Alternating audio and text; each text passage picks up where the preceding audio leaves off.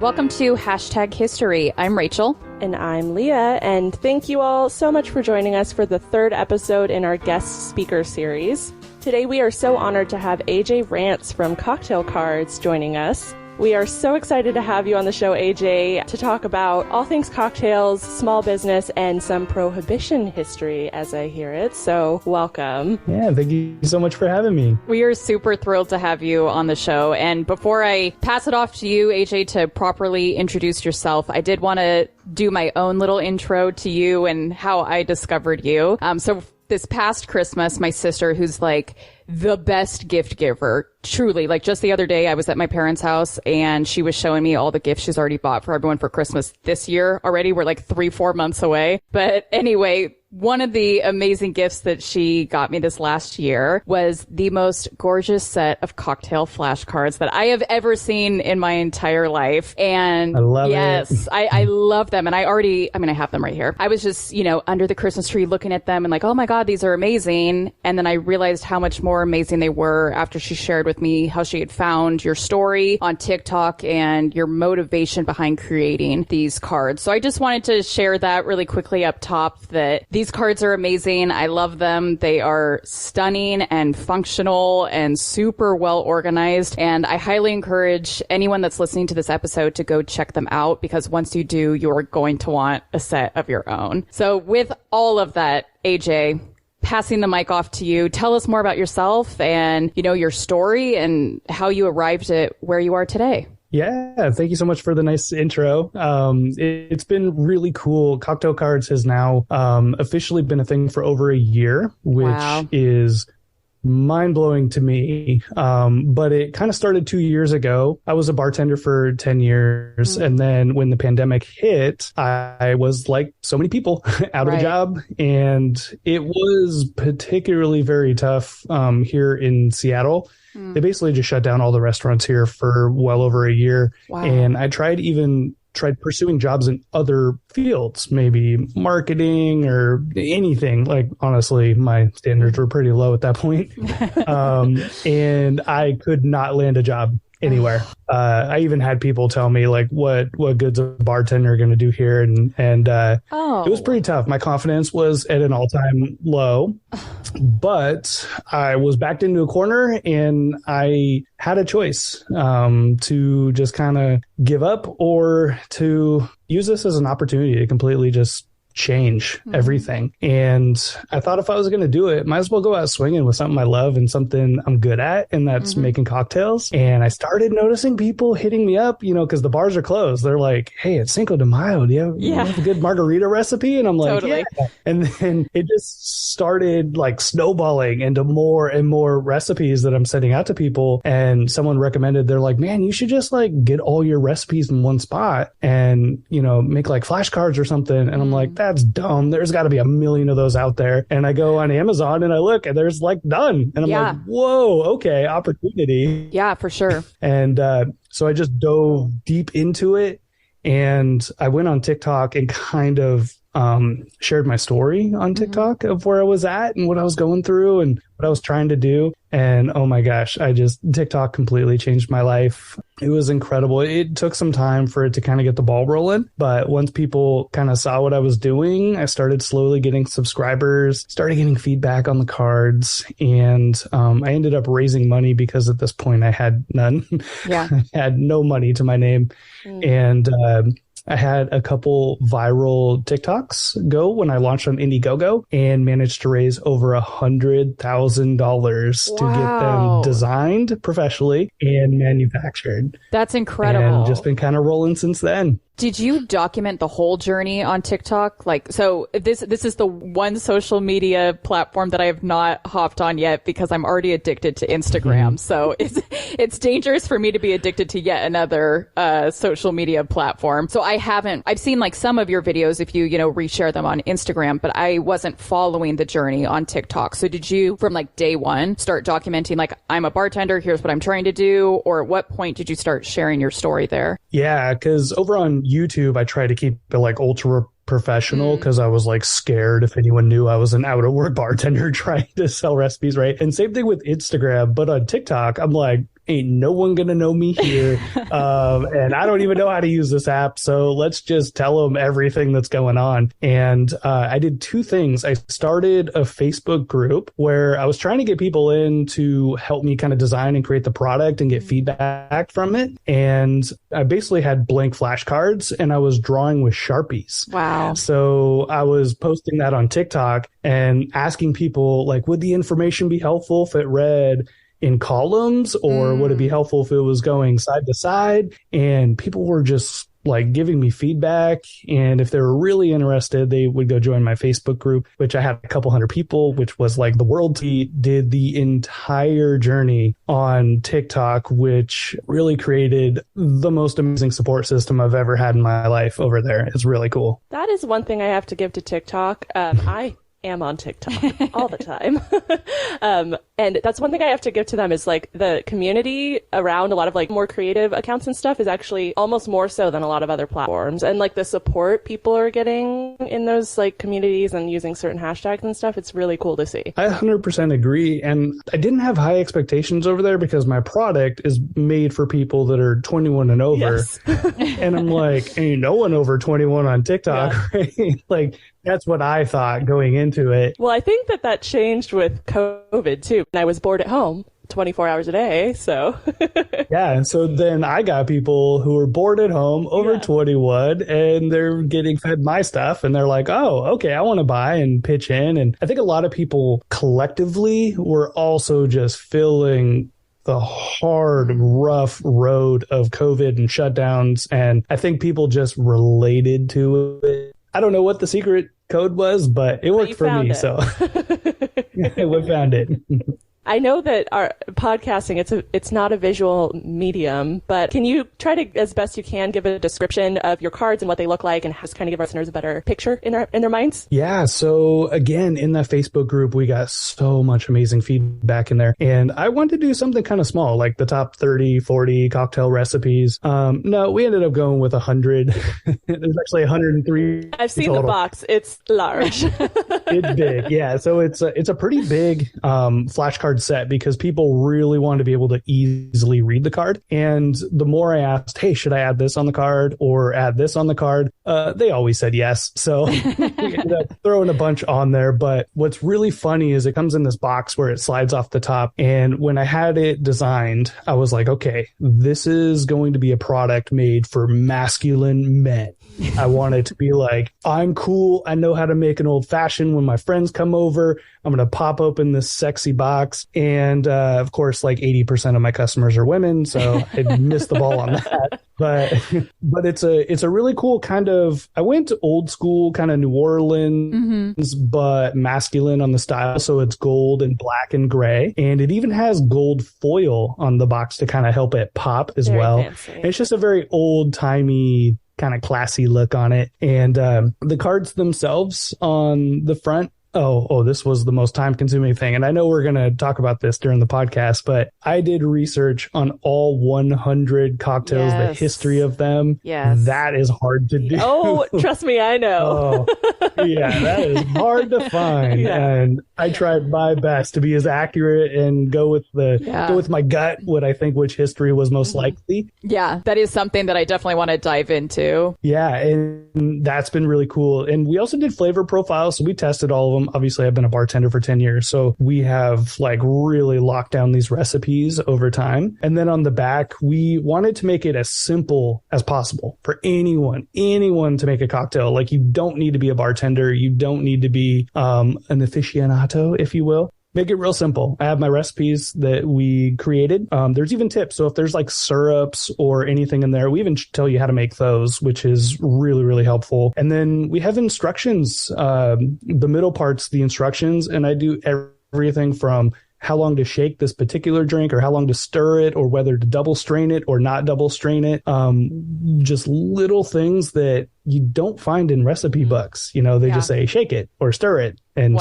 Strain it. I really wanted to break that down to make it super easy, like idiot proof. And then I even give you all the tools and stuff on the back. But the big thing, and this was a TikTok creation, and we added it on the last second before we went into production. And that was adding a QR code to every single cocktail where you can scan it with a phone or tablet, and then it links where I'm showing you how to make the drink, which was a great idea at first. And then I realized, holy crap, I got to make like 100 professional videos. And the cards themselves, they're really big, they're thick, easy to read, and they even have a waterproof coating on them, which is pretty cool. So if you're messy like this guy, necessary when making cocktails, you can easily wipe it off. But yeah, definitely made for that masculine man and purchased by women. Yeah. But it's very giftable. So it's a lot of stay-at-home moms and stuff like that buying them for gifts for their men. So it's eventually going to the men, but I think it's real 50-50, honestly. Yeah, and I don't think cocktails are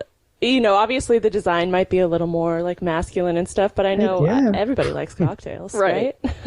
Actually, I think I have the most engagement with women in general making cocktails and tagging me and doing all that stuff because it's a very artistic thing. Mm-hmm. Cocktails, at least in my friend group, I think the females tend to be a little bit more artistic and creative, and it's just been kind of cool to watch. Like the men will do the simple, like old-fashioned Manhattan drinks, and the women are doing the more complicated, like beautiful, like makes like a whole presentation. And I'm like, okay, respect. We need way more female bartenders, that's for sure. That's awesome. It does feel like you thought of everything with these cards, and I feel like, I'm equally impressed with all of the elements, the fact that you thought through not only including instructions, but like the little tips that people don't think about, because we make cocktails on the podcast all the time that we gather those recipes either from online or we do have some cocktail books, and exactly what you said, it's like step 1 combine, step 2 shake. Yeah, exactly. It's like then why doesn't it have the frothiness that it shows in the picture online, right? So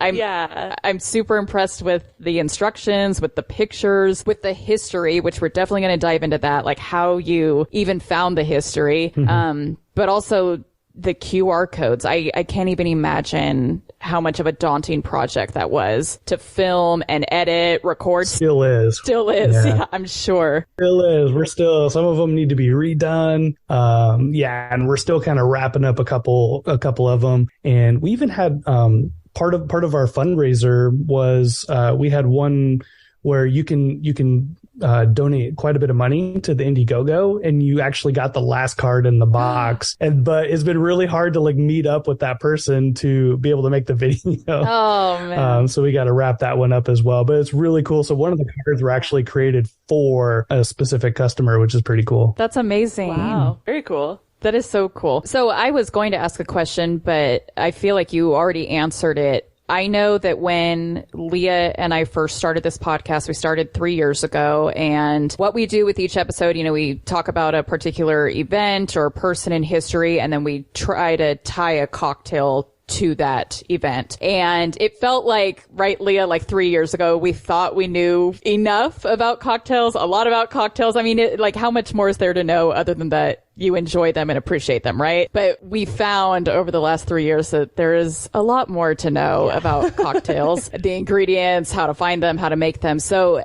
again, you kind of already answered this, but you would say then that these cards are, even for someone that's just barely tiptoeing into the cocktail scene, they're not going to feel overwhelmed or over their heads? That was my number one goal, was to make these cards as relatable. And there were some recipes that I did slightly tweak just because I thought maybe an ingredient might be a little too hard to get or a little too hard to work with.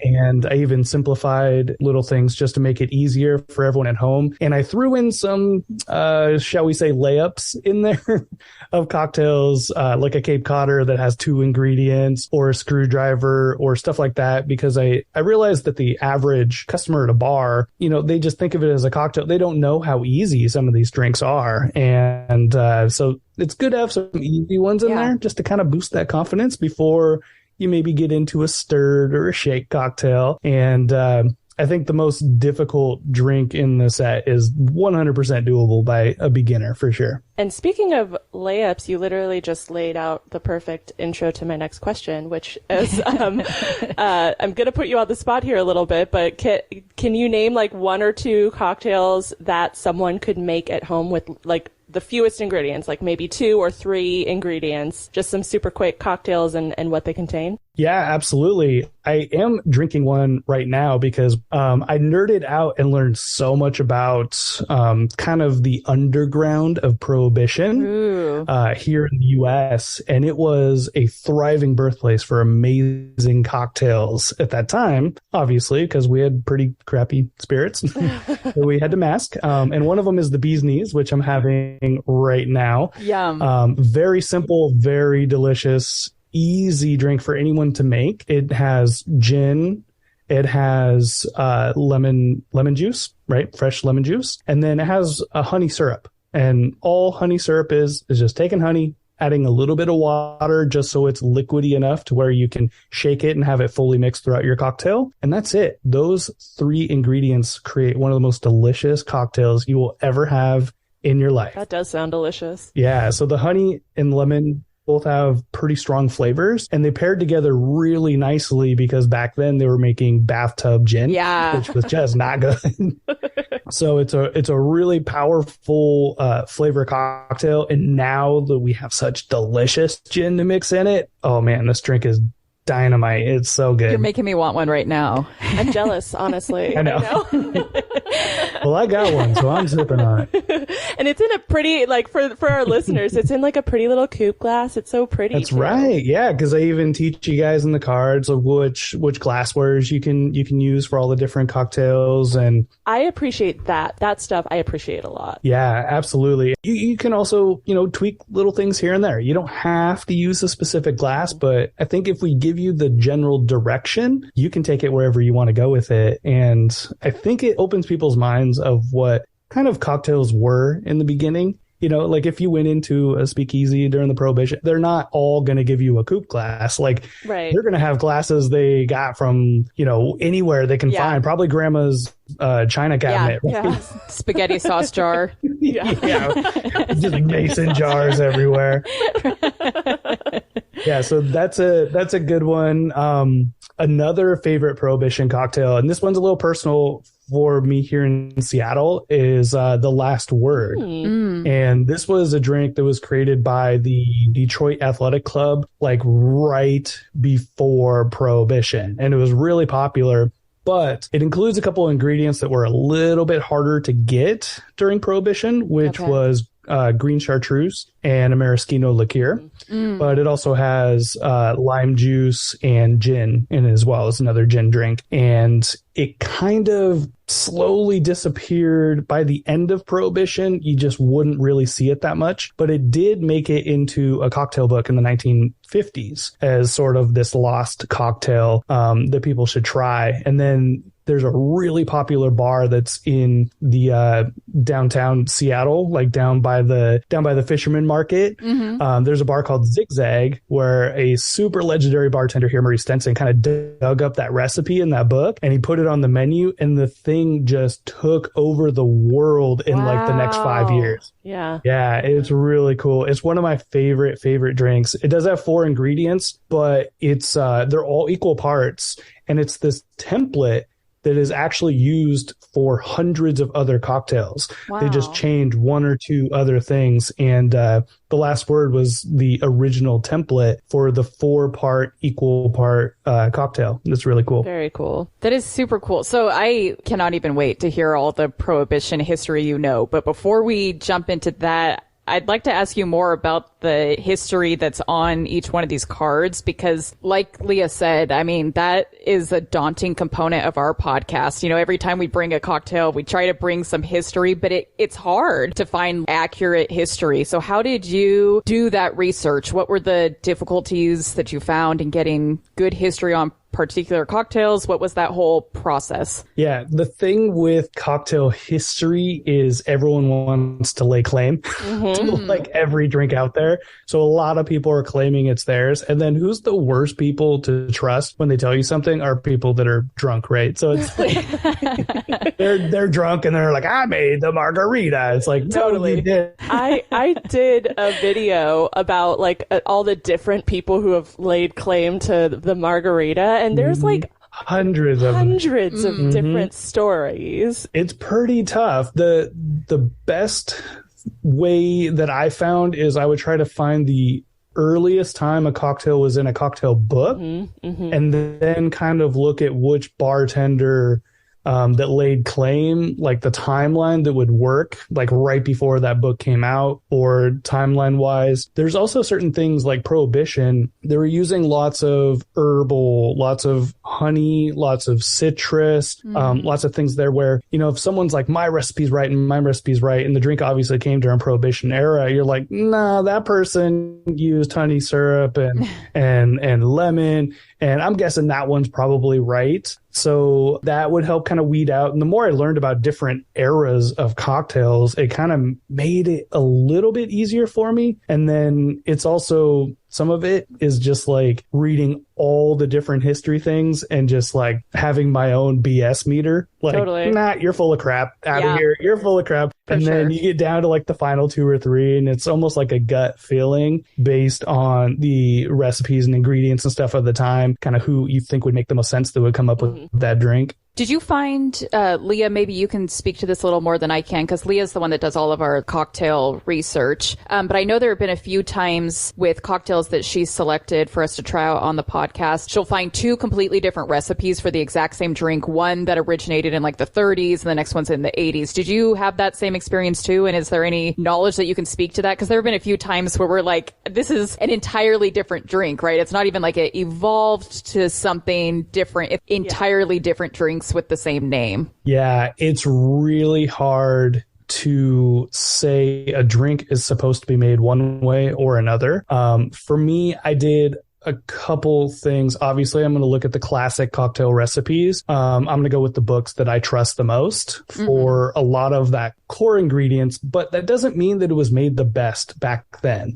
You can always innovate and make a drink better, and it may be a little bit more popular a certain way now, especially now that we have the most, I mean, we live in an era where we have amazing whiskeys, amazing gins, amazing brandies. Like, we want to showcase that a little bit more. We don't want to hide it in our recipes nowadays. So I typically will favor a more classic, but booze forward recipe if any of them are kind of debating with each other. It just works for me on my palate. I've also worked out in bars long enough to where I know where the customer is just used to, you know, if I order this, I want to get this. Like, I'm not going to be like, well, in the 1930s, they said this way. Like, I'm not going to tell 100 customers they're wrong, you know? So sometimes it's a popularity thing, you know, like the Cosmopolitan. People only know it because it was on Sex and the City, or an apple martini. They only know it because it was popular on Scrubs, right? And when you look at the OG recipes, they're not at all like they are in the shows. But if you don't make them like the show, they're not going to be happy. They're returning the drink, right? But there are some that are still very, very debatable today, like a Mai Tai. Yeah. That's a very debatable cocktail because you have Trader Vic's, you have Don the Beachcombers, and then you have this weird cruise line version of a Mai Tai that's like juices and fake grenadine. Yeah. And you're like, what the heck is this? Sorry, that's my version of a Mai Tai. Yeah. My version of a Mai Tai is essentially sugar water. Yeah.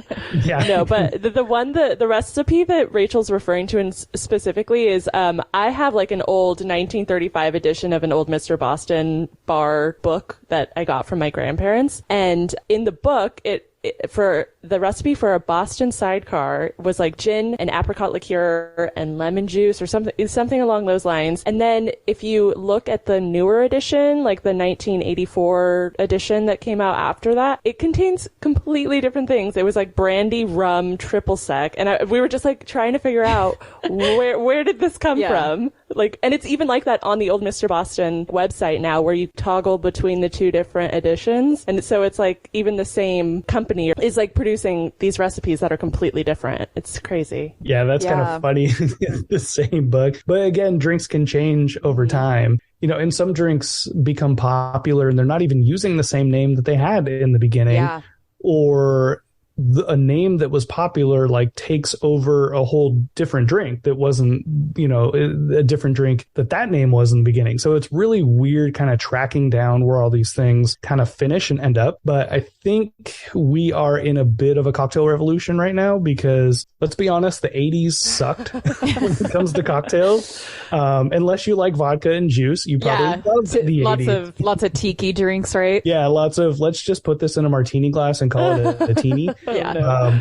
It's just ridiculous. And it's sugar, just sugar. But a lot of ingredients got kind of lost. And a little bit of that is there were changes, like it got harder to get brandy in the US and, whiskey just kind of faded out for a little bit. And people just wanted to party and do drugs and do things that were just easy drinkable. And the bartending world kind of took a break, I guess, during that time. And it's kind of hard trying to fight recipes back to where they need to be. Yeah. I know like old fashions, people have very different opinions on how to make an old fashioned when it's one of the easiest drinks in the world. And it always has been. But Prohibition, people were adding sugar cubes and fruit to an old fashioned and muddling it up because, well, whiskey sucked back then. And they want to do anything to mask the flavor, and they would add soda water and all types of stuff to it. And then now here we are 70 years later, and some people still want that version of an old fashioned. Wow. And they would argue, but then now we have kind of this revival. We have people walk in, and it's so funny. People tell me this all the time. They're like, the first thing I do to judge a bartender, I see how they make an old fashioned. Yep. I've heard that before. Yeah. And I'm like, look, the bartender is just trying to make you happy, like, they'll make it however you want. Just ask, How do you like your old fashioned though, AJ? I love my whiskey and my tequila. So those two categories are on another level, I think, in the card set. But a simple old fashioned is so good. Just let the booze speak. And I also like to give people options too. So on the old fashions, I give people different, use different bitters, use different sugars. Try muddling an orange in there. See if you like it more. I'm not going to judge anyone for what they drink. I just want you to be happy with what you drink. But I love just a good old classic old fashioned. It's funny you share that story because I actually have witnessed almost that exact exchange at a bar before where someone asked for an old fashioned. You could tell the way that they were asking to was totally going to judge how the bartender made it. And she was fabulous. I remember her just turning around to the customer right away and said, how do you want me to make it? What are you expecting out of this? Yeah. It's totally setting you up as a bartender to kind of gauge your skills when they're looking for something very specific. Yeah, there was definitely a lot of times I could tell people come in. I'd just be like, I would lean on the side that would make me look a little bit more professional, where I'd be like, I don't muddle fruit, but do you like fruit in your old fashioned? And by their answer, I would typically know which version they wanted. But that could be hard for a bartender, especially in a really packed bar where you're not necessarily having those interactions. Yeah, that among many other cocktails, people are judging hard nowadays. Which is definitely daunting with our podcast because we're professional drinkers, not professional craftsmen. So don't judge us based on our cocktails.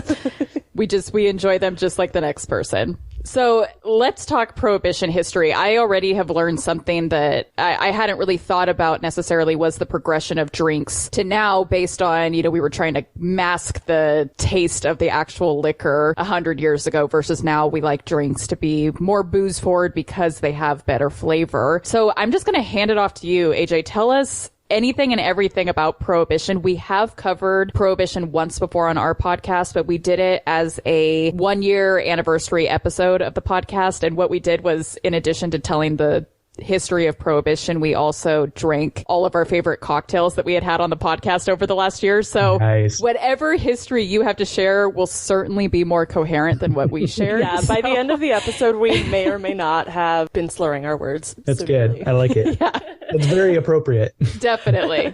Yeah, Prohibition. I mean, what a weird era, right? Totally. Like, it's not so much like I think 1920s, people think 1920s to 1936-ish, like that's when Prohibition happened. But a lot of it happened way before that. The wheels were turning 100 years before that by Christian groups who wanted, there were Christian temperance organizations where they basically were trying to create perfect human beings in their eyes. And it was one of the first women movements, actually. And sorry about that. Yeah, so I know. I hate the association of early feminist and women's rights with prohibition, but it's with the temperance. Truth. Yeah. I mean, you know, they were trying to do a good thing. I kind of get it, but you know, that was part of the big Christian movement that was going on in the early 1800s, and they were trying all these different things, and it didn't really hit the saloons until 100 years later. And because of that is because back then saloons were like an event. Saloons were sponsored by beer companies and liquor companies. Only men went to the saloons, and they were packed. They were parties. Like, saloons were a pretty big deal. And by the way, like Prohibition did reduce the amount that people drink, because before Prohibition, it was normal to get slosh hammered like every day. And they went pretty hard on it. Which is the piece of understanding the association between the women's rights movement and the temperance movement, is that these were women that had no rights. They were at home all day, and then their drunk husbands come home. And so obviously there was a motivation for them to limit the amount of alcohol. Yeah, exactly. Yeah, and then of course women had very little power back then, so it took a long time for them to get to that point, and they did it. Like, it's kind of amazing. Like, I mean, if you ever want anything to get done, have women do it, because they're gonna get it done. Let the women do the work. Let the women do the work, and they made it into the Constitution. It was the 18th Amendment to the Constitution, but it's a little, I think, misinterpreted. It wasn't illegal to drink, but women were really smart about this. It wasn't illegal to drink, but you couldn't manufacture, couldn't ship, and you couldn't sell the liquor. So if you have liquor, you have broken the law one way or another. Like, someone is distributing it or making it or selling it, right? So they pretty much had it strong-held without saying you can't drink alcohol. But they pretty much made it, you can't drink alcohol, but it backfired big time, because that brought out bootlegging. It created a really big, like, gang activity in the United States. And there was also a lot of really shady stuff the government was doing. Like, they would taint a lot of bottles of alcohol at that time to let people know that the alcohol would actually harm you. And they had these propaganda campaigns where if you were drinking, your children would actually turn into demons. Your livers could actually catch on fire. Oh my God. Like, these are all like campaigns that they had out there. It just wild. And, you know, grown adults don't like being told what to do. So there's going to be an underground community that's going to allow these adults to do what they want to do. And it led to some kind of cool things like speakeasies. It became popular to drink kind of out in suburbs and these hidden bars and places out there. And it was a really cool era for cocktails, because it just became a cool thing to sneak out. But of course, you're drinking bathtub gin, you're drinking moonshine, you're drinking stuff that was made in Ed's backyard like 2 weeks ago. That makes my stomach hurt just hearing this. Like, oh, jeez. It's wild. I'm glad I've never had to drink any of this stuff, but they got really creative in their cocktails as well. And, you know, it was an era where it was the 20s, things were good, and they had like really cool ingredients to play with and everything at the time. So it actually, I mean, of all the cocktails out there, popular cocktails, Prohibition birthed probably a good third of a lot of the classic cocktails out there, which is pretty crazy. I had no idea. I imagine it'd be like none, you know, when I first got into it. Yeah. What are some of those off the top of your head, those cocktails that we still know and love today that were birthed out of Prohibition? Yeah, there's the Bee's Knees, obviously, the Last Word. A lot of gin cocktails, actually. Like Clover Club was very popular during Prohibition. The Old Fashioned was really popular during Prohibition. Now, it didn't come from Prohibition, but it made it way popular again. Okay. Because it was just a simple cocktail with some fruits and sugars added in, and bitters, which bitters were pretty, very, very popular for a long time. Those are four like really big ones. A scofflaw, it's a big prohibition cocktail. Man, the list just goes on and on and on. That's awesome. It's pretty crazy. You're going to find trends in gin or whiskey typically, or brandy sidecar. That's also another drink from prohibition. Okay. And you're going to find that it's very like, they're really working with citrus, because citrus has a strong flavor, and they're going to work with syrups as well. It could mask the gin juice. Yeah, I definitely got to mask the gin with a citrus flavor, with a syrup, and they really worked hard on balancing their cocktails, minus not having the liquor speak out as much, obviously, because we didn't want that. No.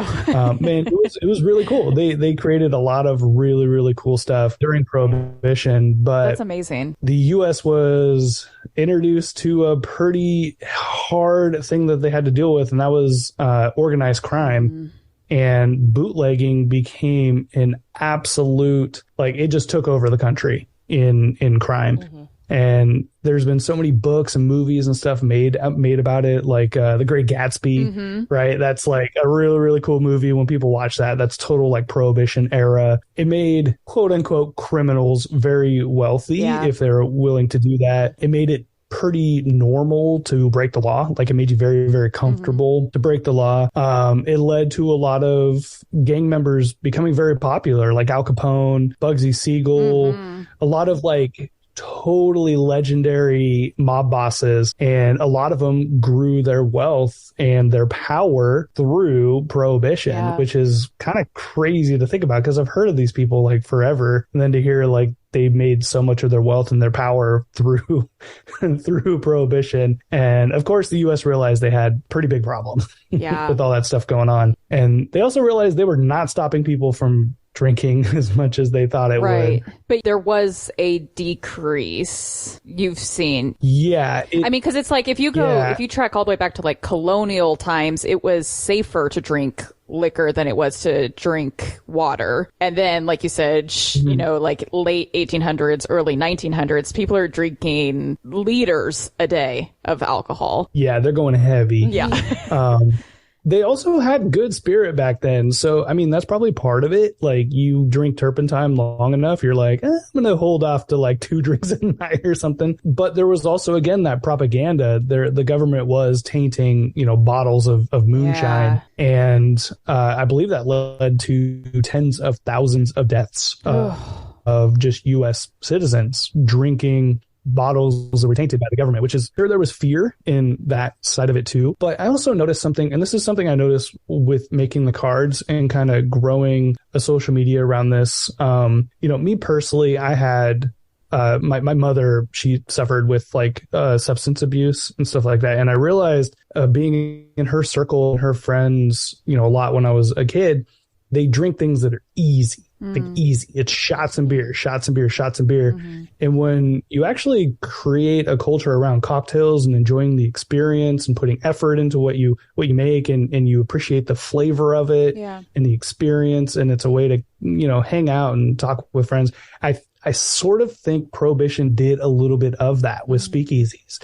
Getting people together and like seeing the craft of cocktails and making it an experience to sit around with each other and do all that kind of stuff. And that naturally slows down drinking. Yeah. From what I've personally experienced and what I've kind of seen throughout reading the history of the cards, but also talking to other people who, would drink really, college is all shots and beer, and beer. Here, let's get hammered, or vodka and something that just takes no effort to make, and we don't care what it tastes like. Mm-hmm. And I have people, tell me all the time with the cards, they're like, I love it. It's so much easier. Like, I just have an experience now. I don't wake up with all these hangovers. And I think that's really cool. And I think Prohibition kind of did a little bit of that in the long run. I love that perspective. That's really neat. And I have to agree with it too. Like, if I go to go out and go to a bar or, something that serves like more craft cocktails, I feel like I'm enjoying it so much more. I'm there for the experience and everything. Totally. I'm not going to those, those bars to get hammered. I'm going for the experience and hanging out with friends and having a really delicious drink. Right. Yeah. There's also probably a little bit too once the prohibition got lifted.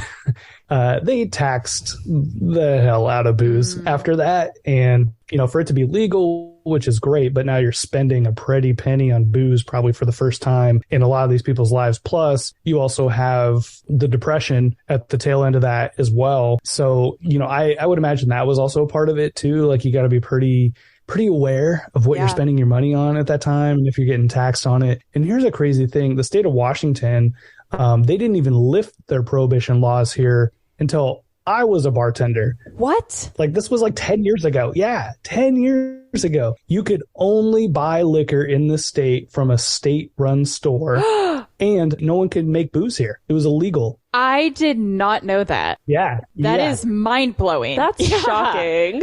So if there were ever any companies that said they were from Washington, they didn't distill here. Yeah. They distilled like in Oregon or in Idaho or Montana, and they were just owned by a Washington family or something. We could brew beer. We could do beer and wine. And that's why the beer and wine scene was so big here. Totally. It's because that's all we could do. Couldn't even make cider because that was considered alcohol. Crazy. That is mind-blowing. And especially because I know how much on the West Coast has such a large beer scene. I would not have thought that that liquor, you couldn't manufacture it up until how many ever years ago. Off air before we started, the three of us agreed that West Coast is best coast, because I feel like when I hear these stories about even still today, how there are some counties that still have their own version of prohibition. It's all in the South or like East Coast. I had no idea that Washington was kind of so far behind the times in that regard. Was amongst them. Right here in Washington. Yeah. Like, one of the highest consumers of alcohol. Yeah. And it was crazy because here, my entire life, if you wanted to get alcohol, you had to get to a state liquor store before 5 o'clock, or else you just did not get in by Friday at 5 o'clock, or else you're not getting booze. And it was kind of crazy. But then they passed the law finally, and then they just taxed. So part of my job, obviously, I have to be able to make all of these cocktails. And I have a really, really large home bar, and I probably have about $15,000 worth of liquor here. And I would say I probably spent like $5,000 in taxes on it. Wow. Like, it's just crazy how much we pay in taxes, but now we can get booze at Costco. So yes. Welcome to the club, AJ. Yep. You want to know what it reminds me of? It's kind of, it reminds me so much of, I see like marijuana getting legalized. I was just about to say the same thing. It is so parallel. It's crazy. Like, oh, we'll legalize it, but it needs to be taxed. But even just before, like all the propaganda, it's so bad, it kills people, and all that. It's such a crazy parallel between the two. Totally. And it's just like a little bit, I'm trying to think if we got, I don't even know which one was legalized here first. Honestly, that's kind of crazy. What, marijuana before the alcohol? Yeah, I don't even remember. That's wild if you're not even certain. Yeah, Wild. I think booze barely beat it out here, but like it was close. Just since we have you here, AJ, I have to ask you, when you say you're a whiskey fan, I just need to know, because I'm also a whiskey, specifically bourbon drinker. What's your like number one kind of mid-range, not too expensive bourbon? Because I need to know for personal reasons. Now, here's a crazy thing. The state of Washington only recently legalized alcohol, but we've also become the most distilleries per capita in like that 10 years. So I have a lot of local bourbons here. Oh, nice. Which is really good. But I would say the most easily accessible would probably be Buffalo Trace for me personally. Now, it's like Joe Rogan pushes that, and he has like a bazillion fans. So it's getting way harder to find Buffalo Trace, and it's becoming a thing in the whole like bourbon TikTok world, because I'm friends with a lot of those guys, and they're like, don't do Buffalo Trace, it's too hyped up now. And I'm like, but it's good, and it's like $26. Like, good. That one's super solid. I do like Four Roses, and I would say my go-to for cocktails is probably Old Grandad. They're bottled in bond. So bottled in bond means there's a specific time it has to be properly aged, and it's typically going to be 100 proof. And so it's pretty strong. So if you make a cocktail with a bottle and bond, like the whiskey will stand out. That one's a bourbon, and I love it. You're not going to drink it neat very often. It's a little spicy. That's for the those I big don't whiskey generally nerds. drink it neat anyway, so. Yeah, but you throw it on an ice cube or put it in your cocktails. Oh my gosh. And I think it only costs like $18 a bottle, and it's incredible. It's very, very flexible to use in cocktails or over ice. So that's high on my list as well. Noted. And then if you're getting a little bit higher up there, I'm always trying to think of things that are accessible because we live so far from like Kentucky and Louisville, right? So it's like it's hard for us to get those good bourbons that everyone's bragging about. Yeah. But I do like Rabbit Hole. They're a Kentucky distillery that I can get here in Washington all the time. A little pricier. You're looking $50-$60 for their lower end, but oh my gosh, it's dynamite. It's really good, and you can find it everywhere. And they're pretty cool. They've sent me some free bottles to try. That's a pretty big perk of this job, by the way. I get a lot of I'm sure. That's awesome. But they're pretty high on the list of like my favorite sample, and I go buy their stuff too because I'm like, this is pretty good. I'm gonna have some of this around for those special occasions or those friends I'm trying to show off. Yeah. No, I wish we had a few more perks like that. We have been sent bottles of wine before. Yeah. Oh, nice. Well, you're in California, so wine country. Yeah. You're in wine country. Yeah, wine country for sure. Do you have a favorite liquor, AJ? If you could name one. Oh man, that is so hard. I'm sure it changes. It does. Honestly, I would say before I started the cocktail card set, I would put gin like at the bottom of my list. And the more I learned about cocktails and classic cocktails and prohibition and like all these different, I'm like trying cocktails I've never had before. Oh my gosh. I fell so in love with gin. Literally, I feel like we're kindred spirits here, AJ, because literally our first season, we just talked about how much we hated gin. And I think we might have had like one gin drink in that season and we hated it and it was horrible. And, over the years and in doing more gin cocktails, now it's probably behind bourbon, my second favorite spirit, to drink. And she was like pointing because that's exactly the same. You told Leah's story there. Yeah. Vodka, you're lame. You bring nothing to the get table. Out of here, vodka. But I think it's exactly what you said, AJ, is with this podcast, we tend to have so many gin drinks because there's so much history in gin cocktails. Absolutely. When we first started the podcast, like Leah said, we tried to avoid gin at all costs. And then it got to a point where we couldn't do that anymore because so many historical cocktails include gin. Yeah. Yeah. And you want to know what you do when you don't like a spirit too? You always try the cheapest of that spirit. So you never give it a fighting chance. Yes. And that's something I kind of learned with brandies as well, brandies and gins and rum. Rum is another one where I just kind of thought of rum as like, Bacardi or a Gosling's. And yeah, it makes great cocktails and whatever. And then now that I dive into it, I'm like, well, if this cocktail comes from like Jamaica or the Caribbean, like I got to use Caribbean rums. And then you try that rum and you're like, whoa, wait a minute. What have I been getting? What have I been getting out on? This is incredible. And so now I'm like building this crazy rum collection that I just never thought I would ever want. But I would say my favorite whiskey's high. Whiskey's so high for me. Like I just love whiskey.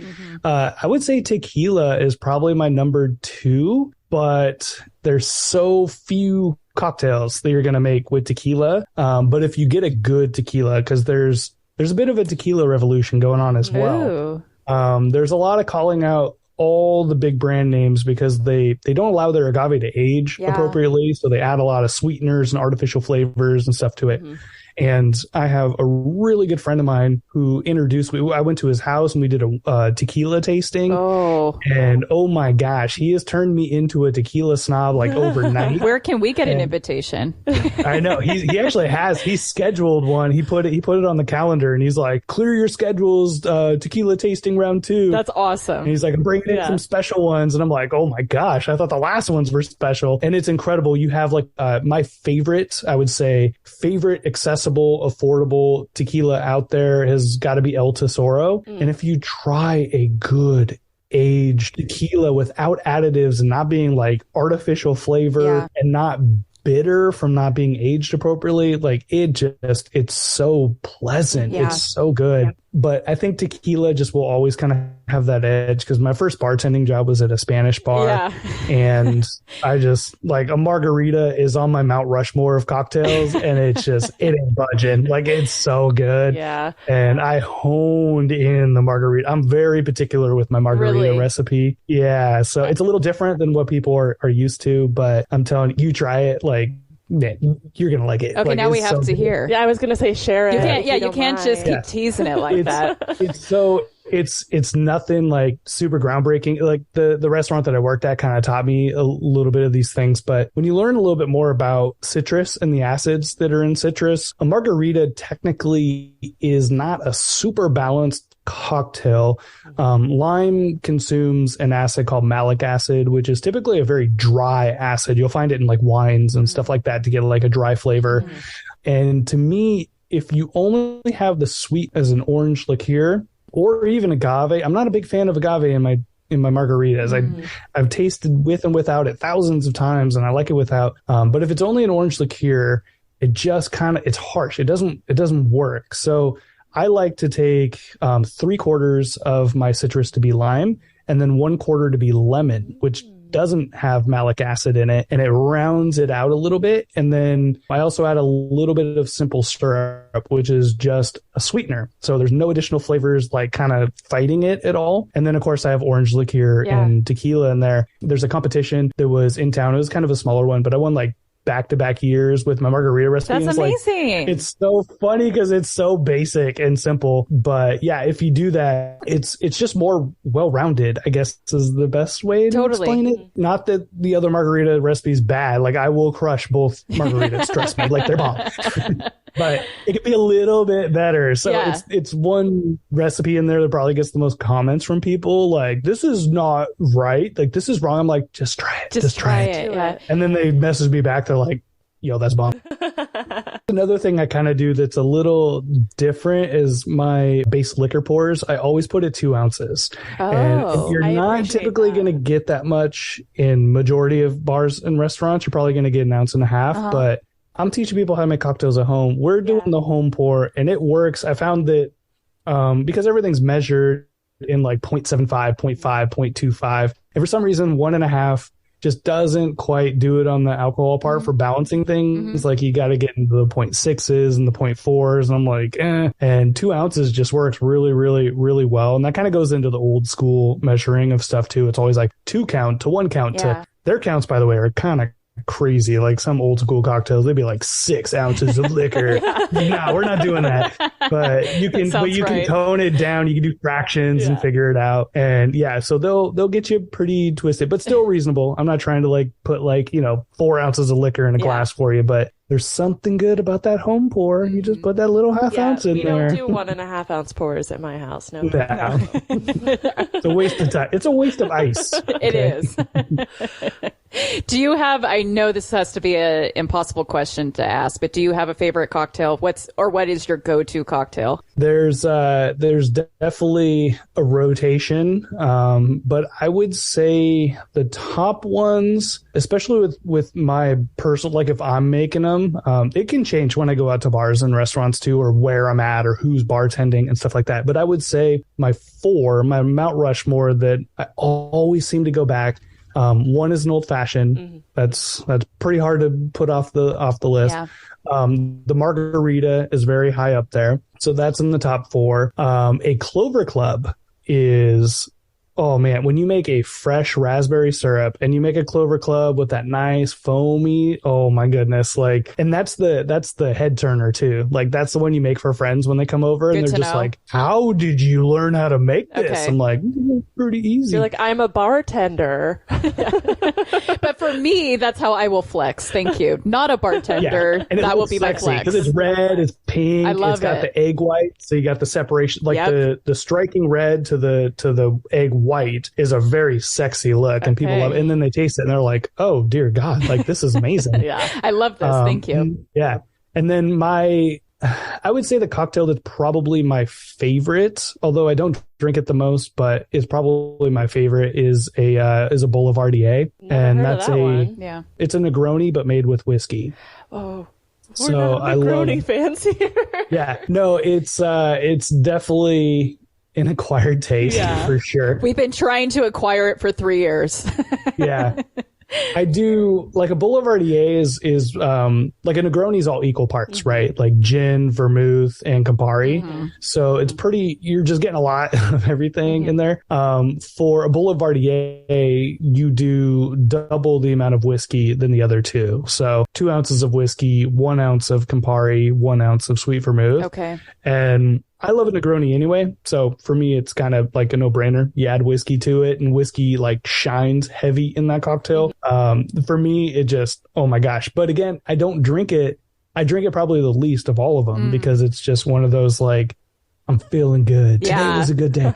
Sales were good. I'm making a Boulevardier. Let's go. Love it. Had a viral TikTok. Boulevardier time. I love it. I would say old fashioned margarita, Clover Club. Those are like the ones. Like you come to my house, those are always being poured. Like, always. Yeah. Well, this is all making me want to take my cocktail flashcards into the kitchen and go make myself a cocktail. So let's wrap this up right now.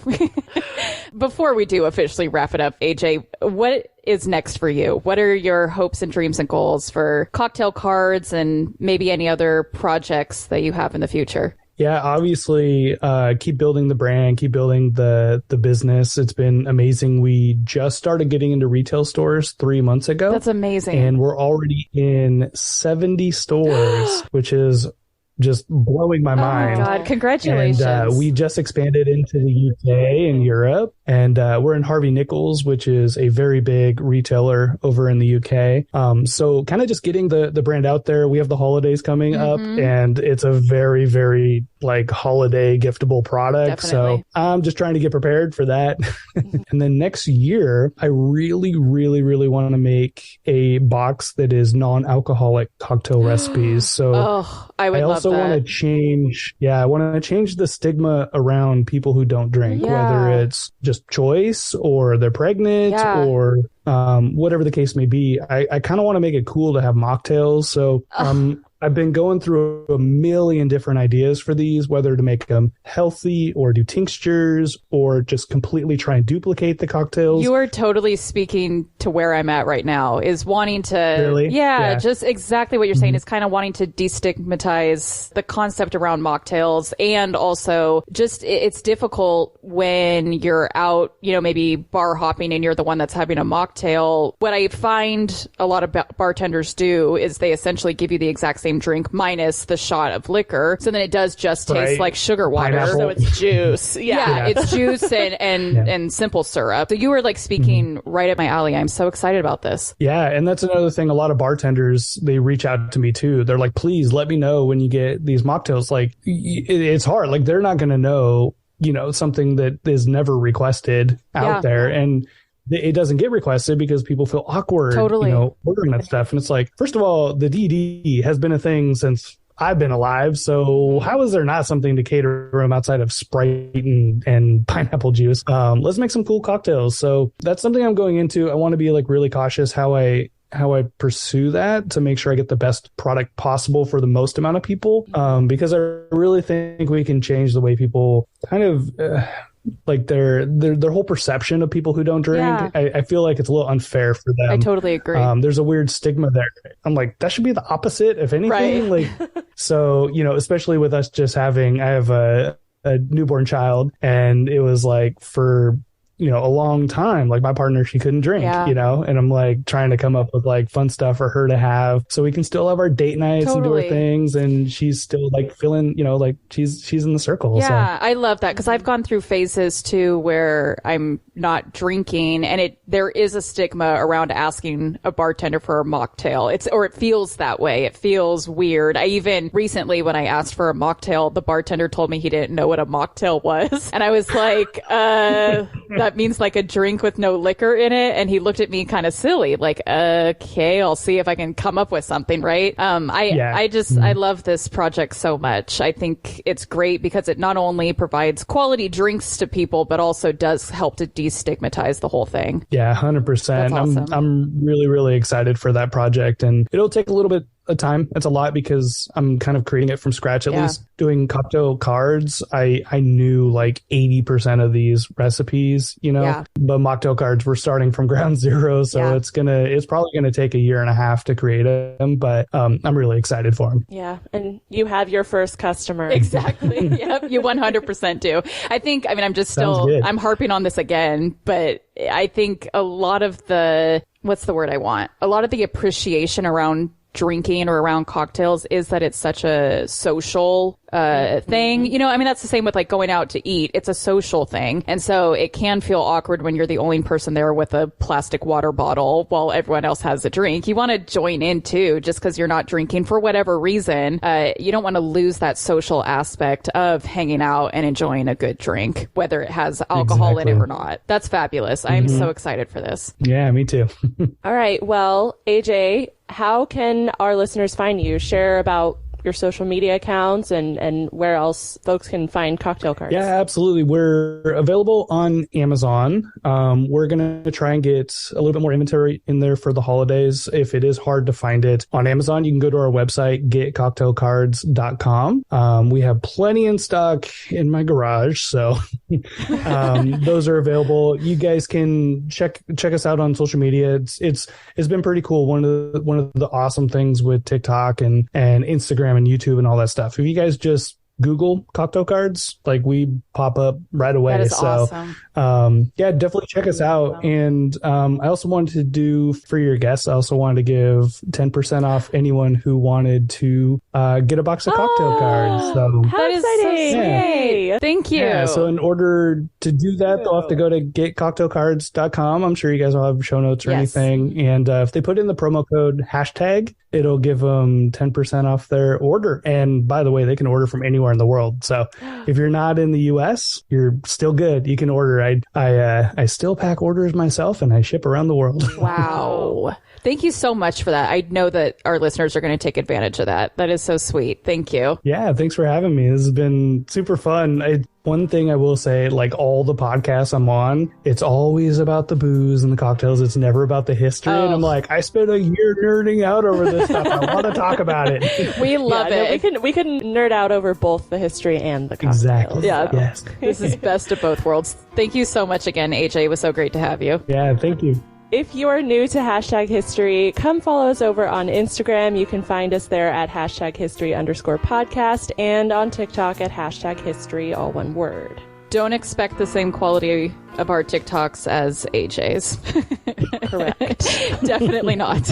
All 5 of them. Yeah, all 5 of our posts are not to the same quality as cocktail cards. We'll get there. Yeah, maybe.